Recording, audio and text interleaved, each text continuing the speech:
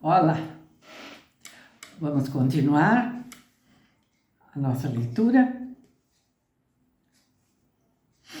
Era entre os soldados mais simples de Antioquia que Diodoro encontrava algum descanso e com eles conversava facilmente sobre assuntos militares, para sufocado vexame de seus oficiais subalternos. Os próprios oficiais consideravam-se exilados naquele lugar e suspiravam pelos deleites, alegria e vícios de Roma, pensando em seu oficial superior com espanto e secreto escárnio. Jamais duvidaram da moralidade dele, mas isso não lhes inspirava respeito. Ao contrário, achavam-no um tolo. Mesmo sua severa justiça, que nunca era impulsionada pelo capricho ou mesquinhez do momento, parecia-lhes algo de inumano. Diodoro punia um oficial com a mesma presteza com que punia um soldado raso da infantaria, sem se preocupar com sua família ou sua categoria em Roma. Enéas solidarizava-se com eles, e os oficiais piscavam-lhe um olho ao ouvir alguma ordem rígida de Diodoro, quando então Enéas fingia pomposamente esconder um sorriso afetado. Os fatos tinham sido particularmente complicados e desagradáveis naquele dia. Diodoro, rodeado de seus oficiais, observava o embarque dos escravos. Num navio romano, de frutos da Síria, mel, azeitonas e azeite, e muitas outras coisas. Embora estivessem em dezembro e a festa das Saturnais se aproximasse, o sol mostrava-se quente demais para a estação. O ar trazia umidade, as águas gordurosas luziam como que cobertas de graxa ardente. Os gritos dos capatazes tinham sido excepcionalmente irritantes, e o estalido dos chicotes soara constantemente contra a muralha de ar úmido. Os escravos, entretanto, suando profusamente, mostravam-se apáticos. De súbito, com uma blasfêmia impaciente, Diodoro deixara a mesa das docas, onde Enéas ia meticulosamente registrando os fardos e as barricas, e agarrara pessoalmente uma caixa das maiores sobre os ombros, com tanta facilidade como se tratasse de um cordeirinho. Caminhara pelo pranchão do navio e atirara a caixa, com precisão rápida, sobre as outras. Depois ficara ali, de pé, sorrindo de contentamento. Os oficiais estavam boquiabertos. Enéas, diplomaticamente, olhava para o outro lado. Os soldados tinham os olhos fixos e capatazes e escravos pareciam petrificados. Mas Diodoro flexionara os músculos, respirara profundamente e dissera: "Oh, como isso faz bem à alma de um homem!" Enéas, o grego, partilhava com todos os gregos o desdém e a aversão ao trabalho manual, e sentia-se escandalizado até o coração. E ele e os outros ficaram ainda mais escandalizados quando ouviram Diodoro gritar aos escravos: "Vocês são homens ou vermes doentes? Isto tem de ser carregado antes que o sol se ponha. Quando não, terão de trabalhar à noite, à luz de tochas. Vamos, tratemos de nos mexer como homens que tem um propósito e acabar com isso. De novo curvara-se, agarrara uma barrica e rolara-a pelo pranchão. E seus músculos avultavam nos ombros, pernas e braços. Era evidente que se estava divertindo. Os escravos, estimulados pelos chicotes, voltaram correndo ao trabalho e, inspirados por Diodoro, apressaram seus movimentos. Ele começou a cantar, com voz rouca, num ritmo embalador, e os escravos riam-se e cantaram com ele. Muito antes do pôr do sol, o navio estava carregado. Nenhum só oficial ajudara, nem mesmo um soldado raso da infantaria, pois Diodoro indicara com um olhar desdenhoso que repudiava sua assistência. Diodoro então ficou de pé entre seus oficiais, limpando o suor com o lenço que um deles lhe ofereceu, e sorrindo amplamente a contemplar o navio. O comandante aproximou-se dele com respeitoso temor e Diodoro gritou: "Dize àqueles homens, damas impotentes de Roma, que Diodoro Cirino, filho de Prisco, ajudou pessoalmente a carregar este navio. Dize-lhes, enquanto eles se perfumam com nardo e óleo de rosas, e ouvem alaúdes, e mergulham línguas de roxinol no mel, que viste hoje um romano trabalhar como os romanos outrora trabalharam, e que eles devem trabalhar de novo, se quiserem que Roma sobreviva e não morra para sempre entre vasos, flores, jovens cantoras, vinhos e elegâncias." Perdão, gente. Entrou uma ligação aqui, desculpa.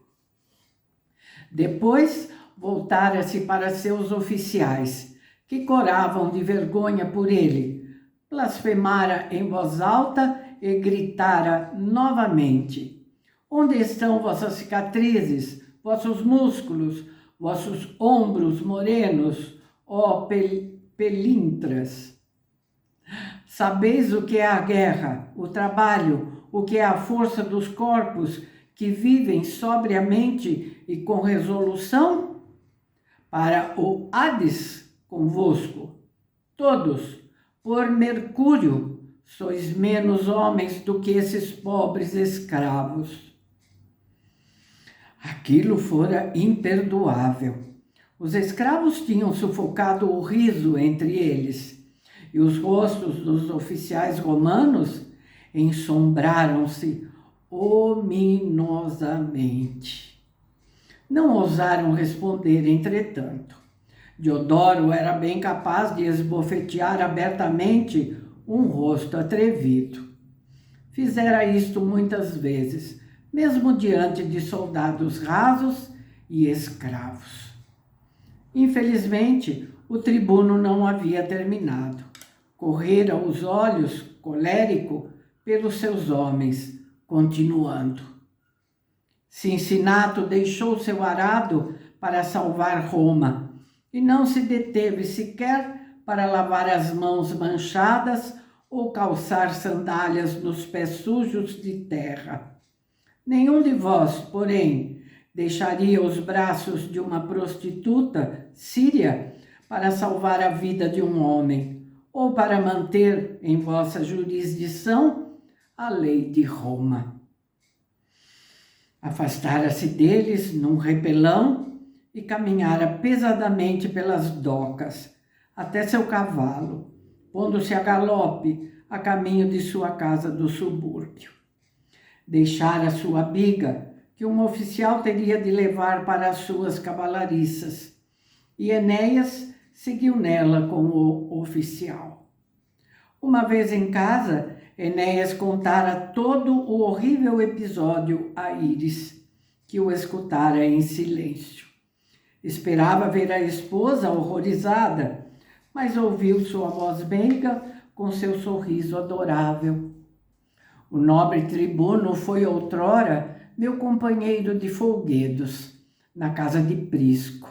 Sempre foi um rapaz ativo e às vezes carregava-me às costas, dizendo ser Júpiter em seu disfarce de touro, e eu, Europa. Observando a expressão horrorizada do marido, por um instante acrescentara docemente: "Ah, éramos crianças nesse tempo, meu querido." Havia ocasiões em que Enéas não podia entender Íris. Disse então, pomposamente: "Vejo que não percebes a maior implicação do incrível episódio de hoje. Diodoro está constantemente falando de disciplina. Entretanto, ridiculariza publicamente seus oficiais, diante de seus homens e dos escravos. Isso engrandece a sua autoridade?" Íris compreendia que a cólera de Diodoro não fora lançada tanto sobre os homens que ali estavam em derredor, quanto sobre os modernos costumes e a corrupção de Roma, que ele não podia suportar. Esse tinha sido o fato que precipitara e aliviara a raiva crônica e sufocada do tribuno. Suspirou e disse ao marido: "Tenho certeza de que ele nunca mais fará isso." Severo, Enéas replicou: "Ninguém pode ter certeza quando se trata de um homem caprichoso. Confesso que nunca o entendi." A furiosa exaltação de Diodoro durara através da refeição noturna. Contara tudo a Aurélia, e ela fizera um gesto de assentimento, como esposa sensata, embora o assunto estivesse inteiramente fora de sua compreensão.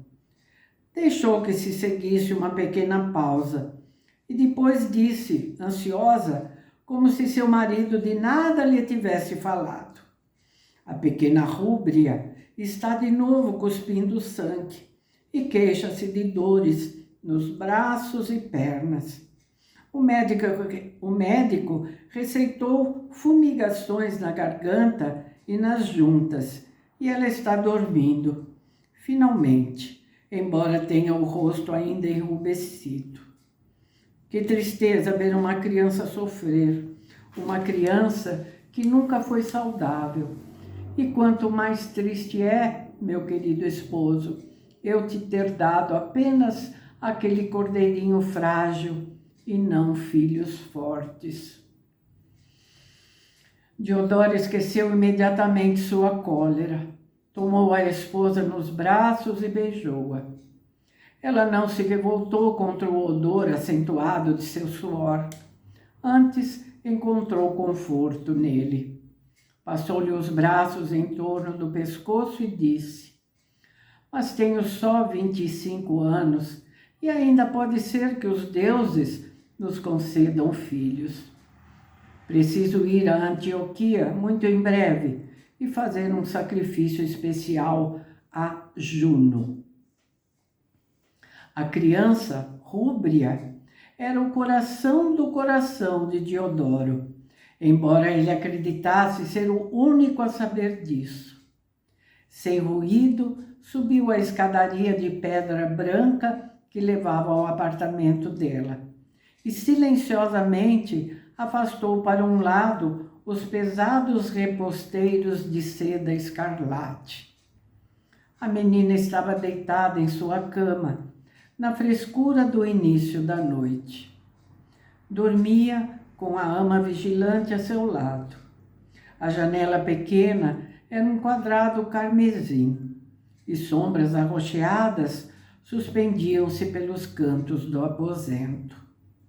Seria um reflexo do pôr do sol que avermelhava assim o rostinho dela? Ou seria aquela febre sinistra e desconhecida?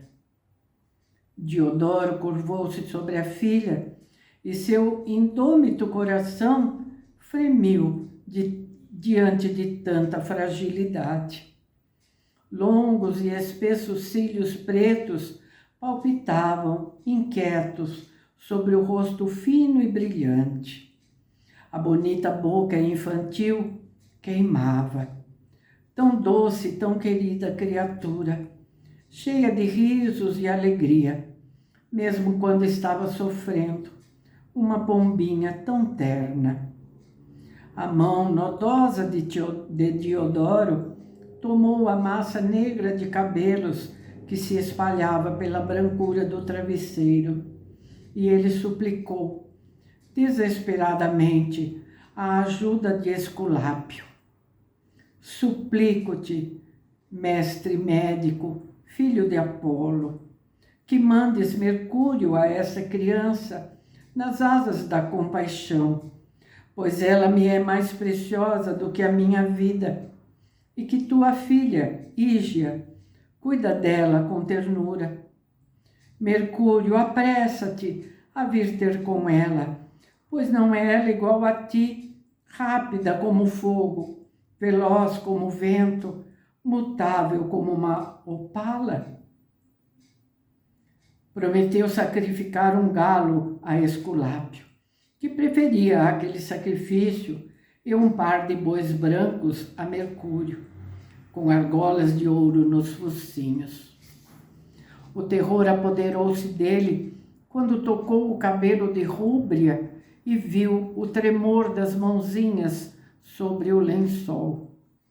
Sem dúvida, honrara os deuses por toda a sua vida, e eles não iriam tirar-lhe a vida de seu coração. Jamais temia espada ou lança, homem ou coisa. Contudo, o medo me torna fraco hoje, disse ele consigo mesmo. Não que esta doença seja qualquer coisa de novo, mas minha alma estremece, como sob um pressentimento. Renovou suas preces e acrescentou uma a Juno, a mãe das crianças. Para eles, os deuses de Roma jamais tinham sido depravados, nem mesmo Júpiter, apesar de todas as suas propensões referentes às donzelas. Ficou a cogitar se devia pedir a Marte, sua deidade especial, padroeiro dos soldados. Resolveu o contrário. Marte não entenderia um soldado que considerasse uma criança mais preciosa e importante do que uma guerra. Tal prece que lhe fosse enviada poderia provocar-lhe a cólera. Diodoro rapidamente tornou a implorar a Mercúrio, com suas sandálias aladas e seu bastão de serpentes. Quando tornou a se reunir a Aurélia, encontrou-a na antecâmara do próprio quarto, fiando diligentemente lã fina para tecê-la e do tecido fazer um capitium para sua filha. Era a perfeita encarnação de uma matrona da velha Roma, ali sentada, o pé movendo-se ritmicamente sobre o pedal. O rosto rosado, sério e absorto. Suas vestes brancas flutuavam em torno do corpo cheio, tombando em pregas modestas, e tinha os braços voluptuosos cobertos a meio pelas mangas. Para Diodoro, aquela era uma figura tranquilizadora. Em vez de choramingar futilmente pela sua filha, fiava um bom agasalho para ela. Diodoro tocou-lhe afetuosamente a cabeça com a mão e depois com os lábios. O pé ativo e a mão que se movia não pararam, mas Aurélia sorriu. Por que não vais andar pelo jardim ao pôr do sol, meu bem-amado? Ficarás confortado ali, como sempre. A voz dela era firme e calma. Diodoro pensou em seus livros. Recebera naquele dia, por um mensageiro especial um rolo contendo a filosofia de Philo, que dizia-se era considerado superior a Aristóteles. Nisso, Diodoro não acreditava, mas sentia-se ao mesmo tempo excitado e curioso. De súbito, porém, veio-lhe um peso de languidez ao coração e resolveu fazer o que a esposa lhe sugerira. O livro podia esperar. Sentia-se inquieto demais para dar-lhe a sua integral e considerada atenção. Saiu para o pátio. Um vermelhão escuro fluía através das frondes das palmeiras e o perfume do jasmim subia em nuvens para a atmosfera tépida. As laranjeiras e limoeiros ornamentais estavam envolvidos em frutos verdes e dourados. Insetos zumbiam com o som de delgados arames e subitamente um roxinol cantou para o céu avermelhado. As pedras brancas colocadas entre os canteiros de flores exóticas estavam mergulhadas em sombras cor de heliotrópio, e luz de um azul fosco enchia os arcos da colunata que rodeava o pátio. Uma fonte, sobre a qual se erguia um fauno de mármore, sussurrava docemente, misturando sua canção frágil à canção do rouxinol. As tonalidades púrpura e escarlate do poente luziam na bacia da fonte, a que peixes brilhantes e pequenos davam vida. Agora as palmeiras farfalhavam sob o vento refrescante, vindo do mar distante e através das frondes em movimento. Diodoro pôde ver a brilhante radiosidade da estrela vespertina. Os troncos das árvores, plantadas ao longo das altas paredes do pátio, pareciam espectros acinzentados. Não vinha ruído algum do maciço alto e quadrado que era a casa que ficara atrás de Diodoro. As colunas tremeluziam na meia-luz, como que feitas de algo insubstancial e não de mármore. Diodoro sentiu que o silêncio se fazia de repente opressivo.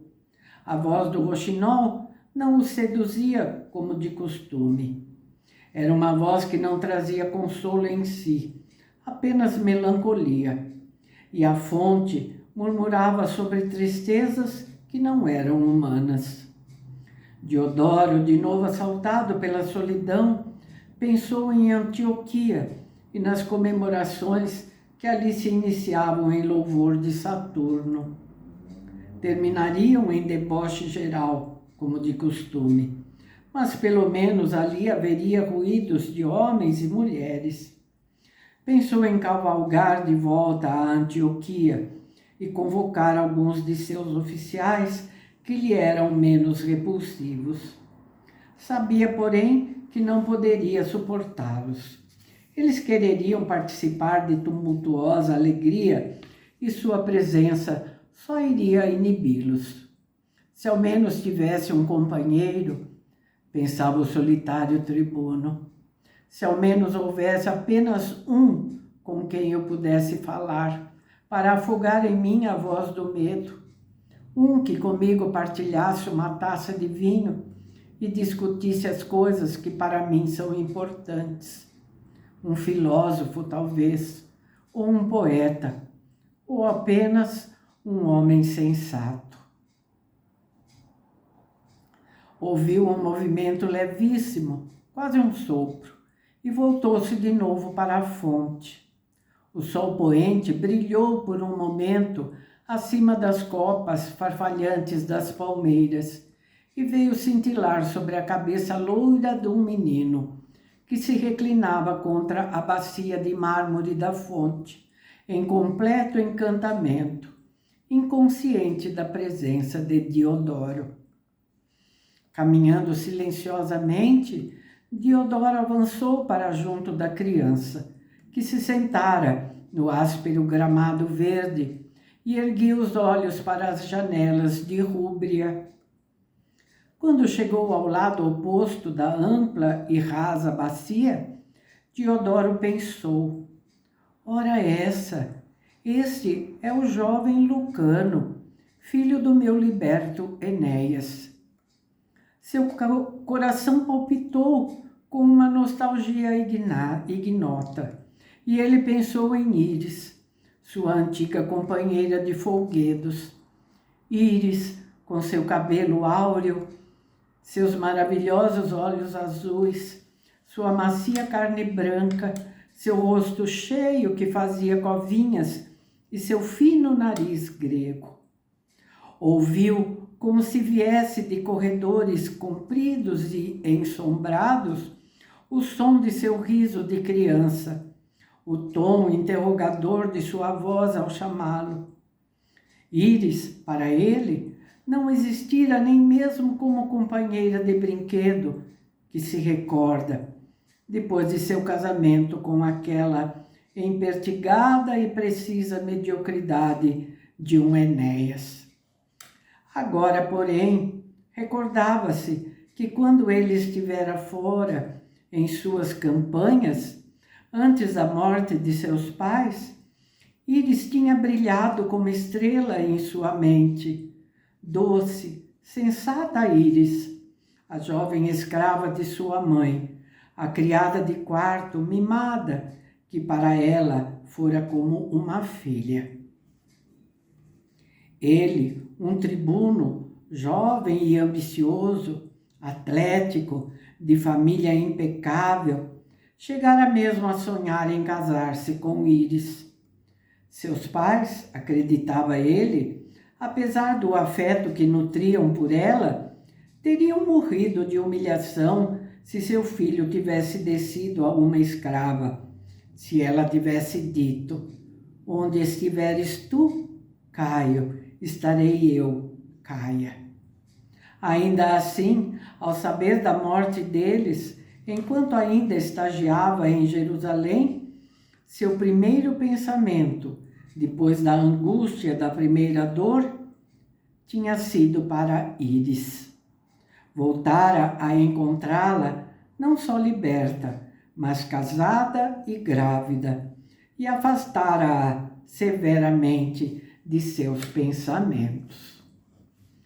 Com certeza, então, sua solidão tivera início, e ele a tomara como um desejo de voltar à sua vida ativa no Oriente. Todo o pátio encheu-se de doces sombras esverdeadas, nas quais a cabeça recostada de Lucano era como a lua cheia, amarela. Diodoro, que podia ver-lhe apenas o perfil delicado, pensou: é a face do filho de Íris. Jamais se sentira interessado pelas crianças, a não ser pela filha Rúbria. E embora desejasse filhos, pensava neles como em jovens soldados, como seus herdeiros. Agora fixava os olhos em Lucano, forçando-os através da meia-luz colorida, e de novo seu coração estremeceu e encheu-se de ternura. Lucano estava sentado em silêncio, imóvel, ainda contemplando o quadrado que se apagava da janela de Rúbria. Usava leve túnica branca. Suas pernas longas eram tão pálidas que assemelhavam ao alabastro e dobravam-se sobre seu corpo. Em suas mãos havia uma pedra grande, de feitio e colorido pouco comuns, que à luz nublada inquietava. Toda a atitude de Lucano era de arrebatamento religioso, e ainda assim ele estava absolutamente imóvel.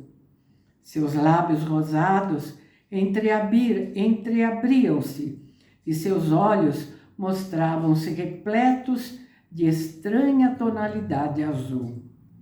Era como se ele estivesse ouvindo algo.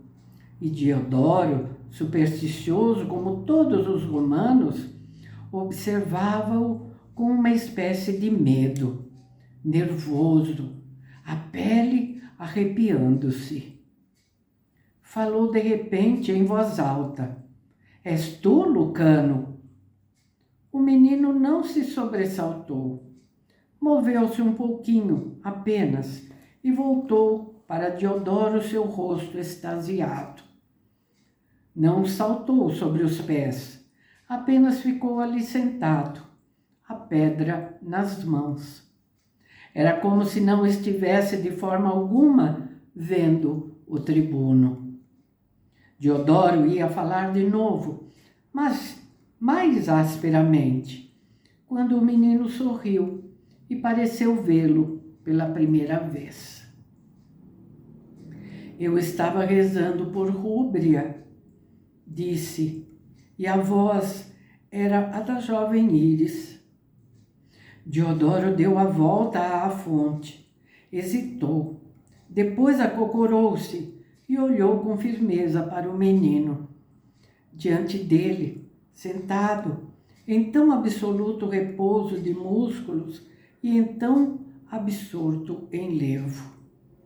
O tribuno despira suas pesadas vestes militares quando voltara para casa.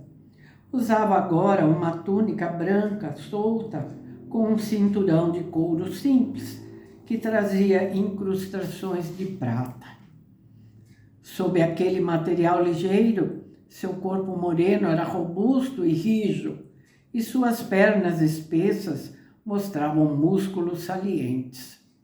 Cruzou os braços fortes em torno dos joelhos e contemplou Lucano, que lhe sorria com serenidade simples.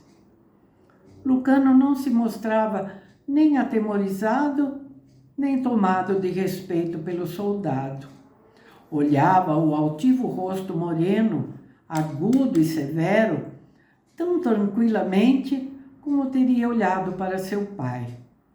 Aquele queixo áspero e saliente não o alarmava, como não o alarmavam os olhos negros e penetrantes, acomodados sob sobrancelhas escuras e fartas. Diodoro, porém, confrontado com a verdadeira imagem da criança que outrora conhecera, sentiu-se consciente de sua própria cabeça redonda, coberta de cabelo preto e rígido, tosquiado e sem brilho, e da força bruta de seu corpo disciplinado. O menino nada tinha a fazer naquele pátio, pensou automaticamente, e então ficou envergonhado, recordando-se de Íris. Mas que dissera ele? Eu estava rezando por Rúbria. As duas crianças eram companheiras de brinquedos, tal como ele e Íris o foram. Diodoro abrandou sua voz rascante. Estás rezando por Rúbria, menino? Ah, ela bem precisa de tuas preces, a pobrezinha. Sim, senhor, respondeu Lucano seriamente. A que Deus estás rezando? Perguntou Diodoro. Com certeza, pensou ele, os deuses ficam especialmente enternecidos com as orações dos inocentes. E um pouco de sua dor foi aliviada. Lucano disse, ao Deus desconhecido. Os olhos escuros de Diodoro faiscaram, surpreendidos. Lucano continuou. Meu pai ensinou-me que ele está em toda parte e em todas as coisas. Estendeu para Diodoro a pedra que tinha nas mãos e disse simplesmente, encontrei isto hoje. É muito bonita. Achas que ele está aqui e que me ouve?